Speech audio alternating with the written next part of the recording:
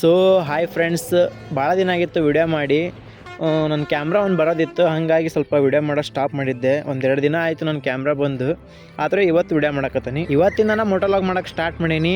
ನೋಡಿರಿ camera clarity ಹೆಂಗೈತಿ ಅಂತಂದು.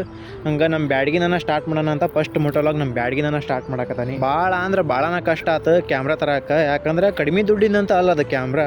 ಹಾಗಾಗಿ ಕೆಲವರಿಗೆ ಅದು ಕಡಿಮೆನ ಅನ್ನಿಸ್ಬೋದು, ನಮಗೆ ಸ್ವಲ್ಪ ಜಾಸ್ತಿನೇ ಅದು ಅಮೌಂಟ್.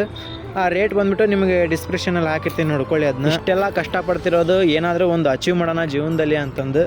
ಇದಕ್ಕೆ ನಿಮ್ಮ ಸಪೋರ್ಟ್ ಮಾತ್ರ ಬೇಕೇ ಬೇಕು. ಒಂದೊಳ್ಳೆ ಚೆನ್ನಾಗಿರೋ ವ್ಯೂ ಕ್ಯಾಪ್ಚರ್ ಆಗ್ಬೇಕಂದ್ರೆ ಒಂದೊಳ್ಳೆ ಕ್ಯಾಮ್ರಾ ಬೇಕು. ಹಾಗಾಗಿ ಕ್ಯಾಮ್ರಾ ತಂದಿರೋದು. ನಿಮಗೆ ನಾ ಭರವಸೆ ಕೊಡ್ತೀನಿ, ಒಳ್ಳೊಳ್ಳೆ ಕಂಟೆಂಟ್ನ ರೆಡಿ ಮಾಡಿ ಹಾಕ್ತಾನೆ ಅಂತಂದು. ಇದಕ್ಕೆ ನಮ್ಮ ಹಾವೇರಿ ಭಾಗದಲ್ಲಿರೋ ಪ್ರತಿಯೊಬ್ಬರು ಸಪೋರ್ಟ್ ಕೂಡ ಬೇಕು.